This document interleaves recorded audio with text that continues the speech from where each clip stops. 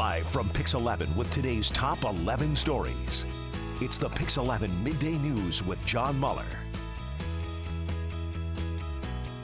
Good afternoon. Welcome to Midday with me, John Muller. Here are your top 11 stories on the Pix 11 show. The world's wild storms that swept through the area last night may have brought some relief from the crippling heat, but they did also bring some very serious flooding and power outage to parts of New York and New Jersey. Pix 11's Cristian Benavides is live for us in Hackensack, where some people are being told to avoid roads due to major flooding there. Cristian.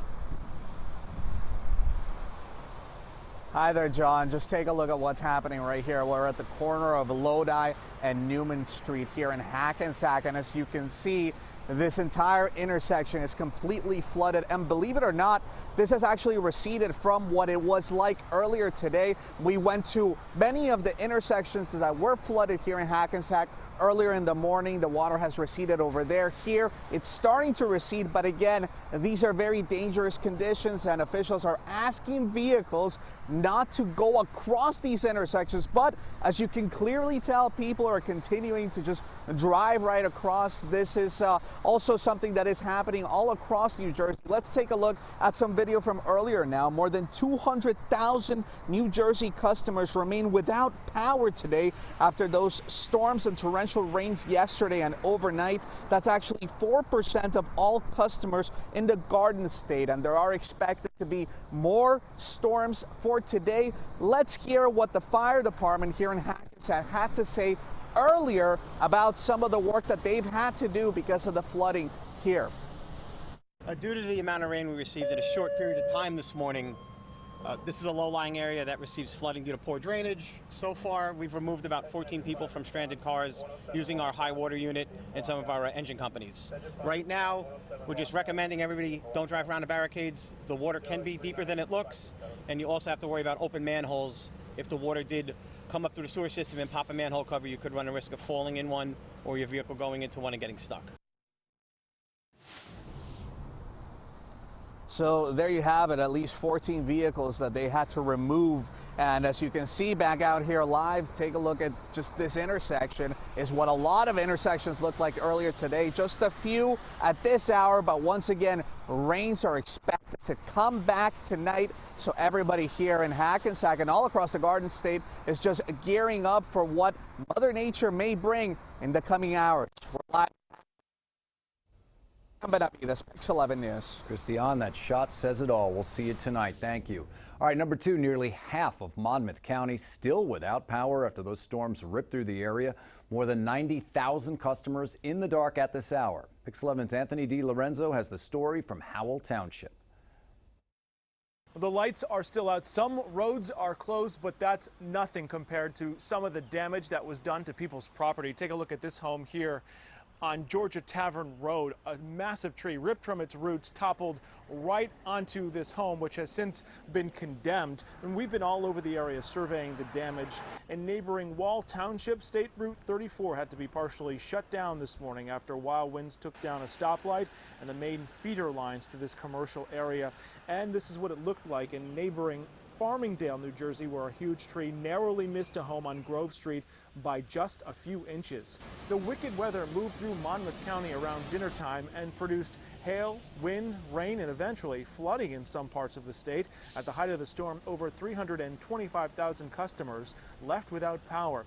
Now a glimpse of some people's property that was dealt a destructive blow by the storm from what amounted to hurricane-strength winds. In Howell Township, about 80% of the town without power, and police warn it could take days to get it back up and running again.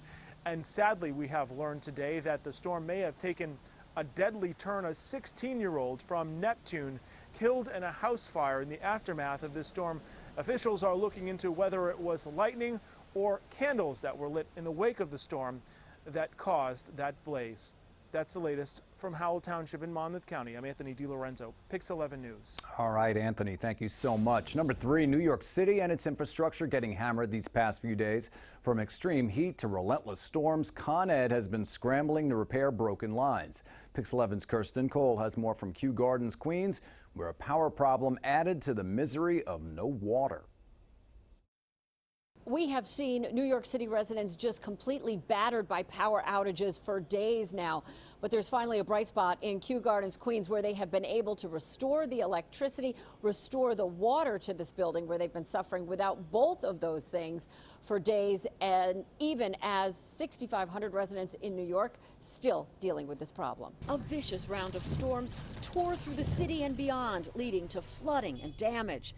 Neighbors even trying to clear storm drains to keep roads clear. And after a day of sweltering across the 5 boroughs, power was knocked out again. They should be ashamed of themselves. Tell me what's going on. I reported this day before yesterday at 3 p.m. in the afternoon. They told me it would take about 8 hours.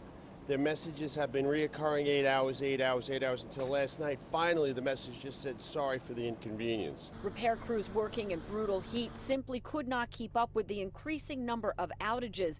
And then, even as the cooling came in, more work to be done. This section of Kew Gardens losing not only electric, but also water. I work a hard produce job, like laboring job, and I just want to take a shower, and I cannot take a shower. And for those suffering through the power loss, it even gets downright dangerous. Also, people were concerned about Southeast Brooklyn, which suffered under that sweltering heat wave when the lines literally melted and couldn't handle that anymore. Con Edison reporting 99% of those customers, up to 50,000 plus, were without electricity at one point in time, have now been restored.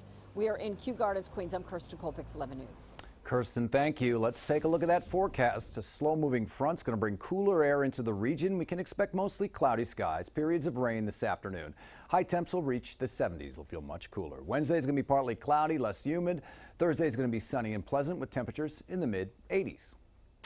Well, an internal memo, the NYPD telling its officers not to tolerate certain bad behavior by the public. This coming after disturbing video surfaced of young men throwing buckets of water on police officers in Brooklyn and Harlem. The memo said the cops shouldn't take any conduct that will risk injury to themselves or the public or interfere with the performance of their duties. In the video, the officers showed tremendous restraint when they were doused by groups of men.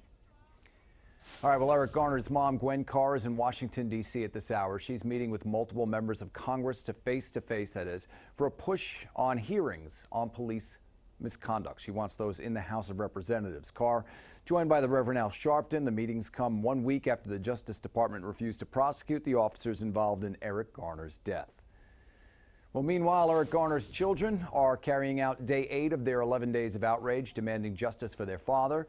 The 11 days symbolize the 11 times Eric Garner yelled, "I can't breathe," in the moments before his death. Demonstrators are outside one police plaza today, demanding Commissioner James O'Neill fire Officer Daniel Pantaleo. Number 8, local 9/11 first responders will head to Washington, D.C. today ahead of the Senate's crucial vote to permanently fund the September 11th Victims' Compensation Fund. They're urging senators to do the right thing. We are very optimistic that that fund will get extended, that the vote will go through. Just last week, Republican Senator Rand Paul blocked the fast-tracked unanimous consent bill due to its cost. The House passed the measure last month. The fund would help care for men and women who got sick and continue to be sick after working at Ground Zero in the weeks after the attack. The Senate is scheduled to vote at 2 p.m. today. Jon Stewart will join first responders, survivors, and members of Congress for a news conference following the vote. If it passes, it'll go to President Trump's desk to be signed into law. Well, the City Council voting on a controversial bill today to keep cyclists safe. The measure would allow bike riders to follow walk signs for pedestrians rather than vehicle traffic lights. Cyclists say it would be a huge benefit, giving them a head start on the car traffic. Critics say it would cause chaos on the streets. If passed, it could go into effect as early as November. Krispy Kreme launching new menu items that are sure to please if you have a sweet tooth. The restaurant's adding donut-infused ice cream and milkshakes to the menu. Oh my goodness. Also, there are new toppings and glazes for its already sweet donuts. Scoop sandwiches are also hitting the menu. That's a layer of ice cream with donuts served between a sliced donut that's topped with vanilla or chocolate. My goodness, that sounds good. Finally, from the Pix 11 archives, these days, casual Fridays almost every day, but it was a different fashion world back in 1977. During a heat wave that summer, our reporter asked men and women if it was fair that men had to wear the heavy suits to work while women could get away with light, airy dresses. Here's what they had to say. 11 alive. think it's fair that you have to wear all these layers to work? No, it's not fair at all. What would you propose doing about it? Coming to work with midday shorts and a short sleeve shirt. You think it's fair that men have to wear all these layers to work down here and you can get away with something as light and airy as that? Well, no, not actually. I don't think so. I think they should be able to wear something cool and comfortable for them. Why not?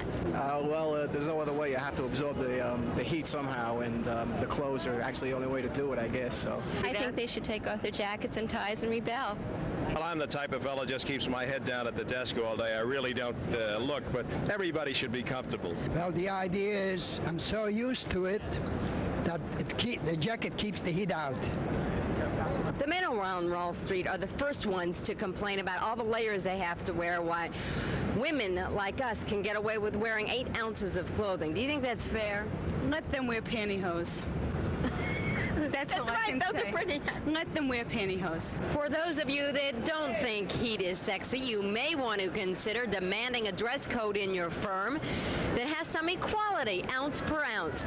Christy Fair, Channel 11 Action News, wearing about, I'd say, 10 ounces, feeling comfortable on Wall Street. Let them wear pantyhose, the soundbite of the day.